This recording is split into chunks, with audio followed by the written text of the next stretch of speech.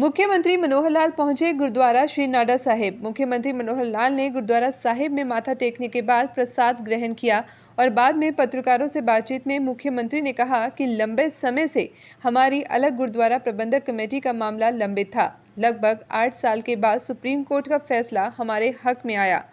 मुख्यमंत्री ने कहा कि हमारे सभी गुरुद्वारे अब हमारी प्रबंधक कमेटी के माध्यम से चलेंगे। उन्होंने कहा कि सभी अंतर्विरोध खत्म कर समाज और राष्ट्र सेवा के लिए काम करे संगत।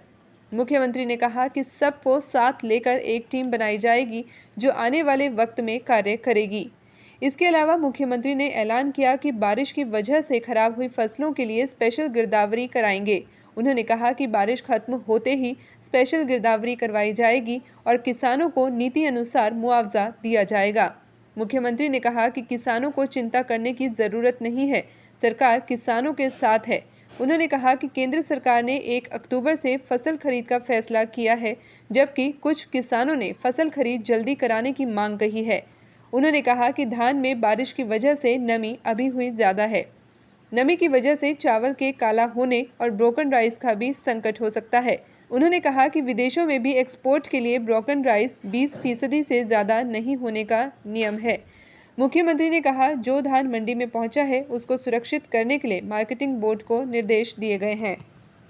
देखिए, मैं आज श्री गुरुद्वारा साहब नाडा साहब यहाँ आया हूँ और विशेष तौर पर ऐसे मौके पर जब हमारा एक बहुत लंबे समय से एक पेंडिंग इशू था कि हरियाणा की से गुरुद्वारा प्रबंधक कमेटी अलग जो बनाई गई है उसको मान्यता मिले। सुप्रीम कोर्ट में केस था और लगभग 8 साल के बाद ये जो केस है वो अब हरियाणा की जो गुरुद्वारा प्रबंधक कमेटी उन्होंने जीत लिया है और सारे जो हरियाणा के 52 जो गुरुद्वारा साहब हैं वो सभी अब हरियाणा गुरुद्वारा प्रबंधक कमेटी की देख रेख में सब चलेंगे और इन गुरुद्वारों के माध्यम से जो भी समाज की सेवा के काम सब होते हैं वो सब बहुत सुचारू ढंग से चलेंगे।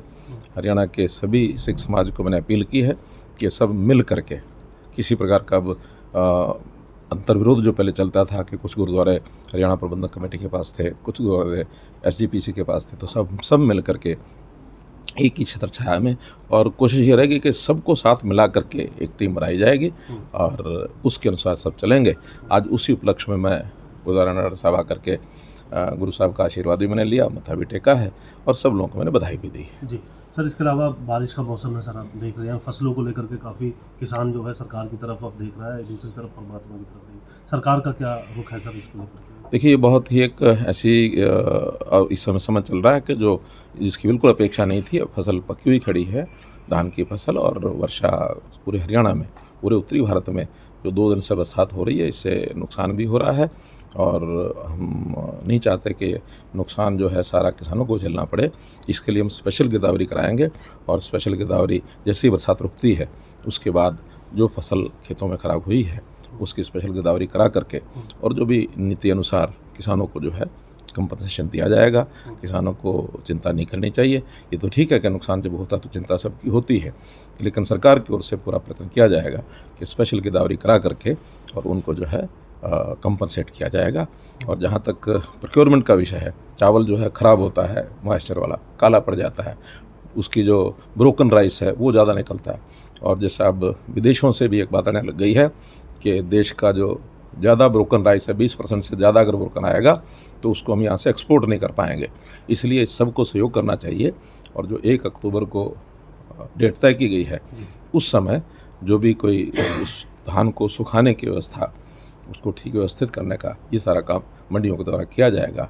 इस पर सब लोगों को सहयोग करना चाहिए। सर, फसलों के उठान को लेकर के अगर हम बात करें या फिर जो दूसरी तरफ मंडियों के अंदर जो फसलें हैं कई जगह वहाँ भी ख़राब होने की जो तस्वीरें हैं वो आ रही हैं, उसको लेकर के हमने निर्देश दिया है मार्केटिंग बोर्ड के अधिकारियों को कि सब जो धान वहाँ पहुँच गया है उसको जब तक बरसात है तब तक सुरक्षित स्थानों पर शेड के नीचे रखने की व्यवस्था करें अथवा तिरपाल से उसको ढकें ताकि वो गई फसल वहाँ ख़राब ना हो।